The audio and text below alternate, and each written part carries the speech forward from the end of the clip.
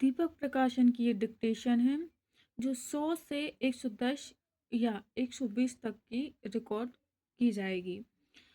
ये ऐसा मैं इसलिए बोल रही हूँ क्योंकि ये आप लोग पहले से लिखते आए हैं और ये थोड़ी-सी ईज़ी हो जाती है आपके लिए। ये स्पीड में ही लिखो। अगर आप जितनी कम स्पीड में इसको लिखने की कोशिश करेंगे, आपकी स्पीड उतनी ही कम की जाएगी। तो दीपक प्रकाशन जो है थोड़ी स्पीड में ही लिखा करो ताकि आप अच्छे से इसकी रिकॉर्डिंग कंप्लीट कर सकें, कवर कर सकें। तो चलिए स्टार्ट करते हैं। अध्यक्ष महोदय, हमारे शिक्षा आयोग की रिपोर्ट में एक बात और बहुत अच्छी कही गई है और वह यह है कि हमें अपनी शिक्षा में विज्ञान को अधिक महत्व देना।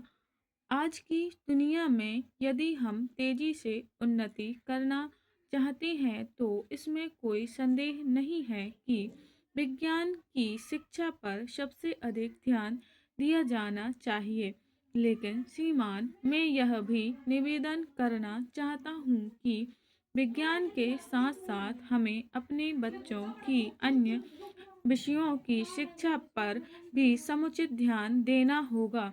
महोदय, जहाँ तक जनसंख्या की बात है उसके बारे में मैं निवेदन करना चाहता हूँ कि एक बार परिवार नियोजन के बारे में और जनसंख्या के बारे में चर्चा चल रही थी तो हमारे मित्र ने आलोचना करते हुए लिखा था कि हमारे सामने आज समस्या यह नहीं है।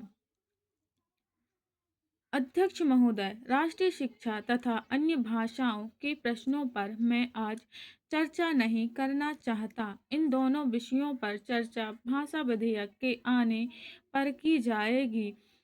मैं यह चाहता हूँ कि हम इस बात पर विचार करें कि शिक्षा का माध्यम कौन सी भाषा हो।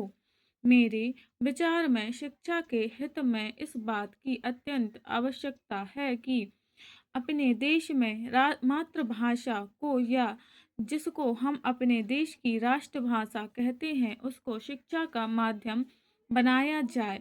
उच्चतम शिक्षा का माध्यम भी मातृभाषा होनी चाहिए। इसमें पाठ्य पुस्तकों की कठिनाई हो सकती है, लेकिन यह कहना कि जब तक पाठ्य पुस्तकें न बन जाएं तब तक मातृभाषा को शिक्षा का माध्यम न बनाया जाए, यह गलत तर्क होगा। यह तर्क अपनाया गया तो हम कभी भी मातृभाषा को शिक्षा का माध्यम नहीं बना पाएंगे। यह तो वही बात हुई कि जब तक मैं तैरना नहीं सीख लूँगा तब तक पानी में पैर नहीं रखूँगा। इस तरह तो मैं यह समझता हूँ कि कभी तैरना नहीं सीखा जा सकता। इसलिए एक बार यह फैसला ले लें कि मातृभाषा को शिक्षा का माध्यम बनाया जाएगा और तत्काल यह फैसला लेकर शिक्षा शास्त्रियों से कहा जाए कि वे तेजी से पाठ्यपुस्तकें तैयार करें या उनका अनुवाद करें। विज्ञान की शिक्षा के बारे में अक्सर कहा जाता है कि विज्ञान की पढ़ाई का माध्यम मातृभाषा में होने से बड़ी कठिनाई का सामना करना पड़ेगा। मैं इस बात को नहीं मानता। मैं तो यह मानता हूँ कि मातृभाषा में विज्ञान की शिक्षा देना सबसे आसान है। समाजशास्त्र की शिक्षा को मातृभाषा के माध्यम से लिखने में शायद कुछ समय लगे, उनकी पाठ्यपुस्तकें बनने में शायद कुछ समय लगे, लेकिन विज्ञान की पढ़ाई के बारे में यह बात नहीं कही जा सकती। विज्ञान के फॉर्मूले ज्यों के त्यों रखे जा सकते हैं। विज्ञान की शब्दावली को भी ज्यों का त्यों रखा जा सकता है। इसलिए विज्ञान की पुस्तकें और विज्ञान की शिक्षा के लिए मातृभाषा को माध्यम बनाने में कोई समय लगने वाला नहीं है। चूँकि हम अपनी शिक्षा नीति में सबसे अधिक जोर विज्ञान की शिक्षा पर देने वाले हैं, इसलिए मैं समझता हूँ कि यह सबसे अच्छा कार्य होगा यदि हम मातृभाषा को शिक्षा के माध्यम के रूप में स्वीकार कर सकें। सभापति महोदय, मैं नए शिक्षा मंत्री महोदय जी का स्वागत करते हुए शिक्षा मंत्रालय की ओर से इस सदन में पेश की गई मांगों का समर्थन करना चाहता हूं। मैं सरकार का ध्यान इस बात की ओर आकर्षित करना चाहता हूं विचारणीय विषय है कि हम लोग अभी तक भी शिक्षा की कोई एक राष्ट्रीय नीति निर्धारित करने में असफल रहे हैं। अक्सर ऐसा कहा जाता है कि शिक्षा केंद्रीय सरकार का विषय नहीं है, यह राज्य सरकार का विषय है। यह ठीक है कि शिक्षा राज्य का विषय है, लेकिन संविधान की दूसरी धाराओं के अनुसार शिक्षा के बारे में केंद्र की भी जिम्मेदारी होती है।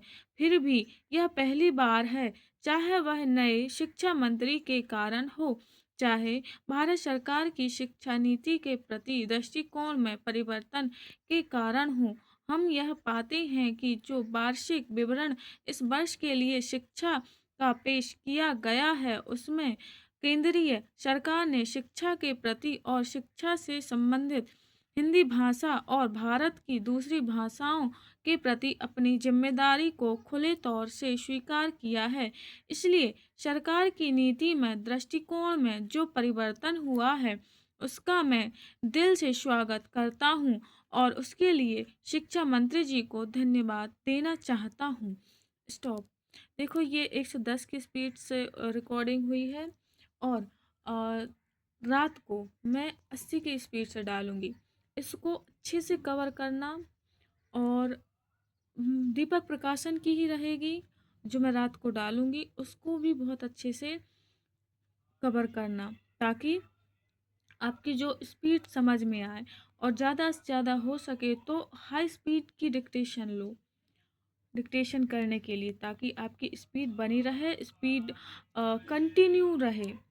ऐसा मत करना कि बहुत कम स्पीड की ले ली तो आपकी डिक्टेशन जो है, लिखने की स्पीड है, वो ख़त्म हो जाएगी और आप लिख नहीं पाएंगे। इसलिए हाई स्पीड की डिक्टेशन लो, उसकी प्रैक्टिस करो।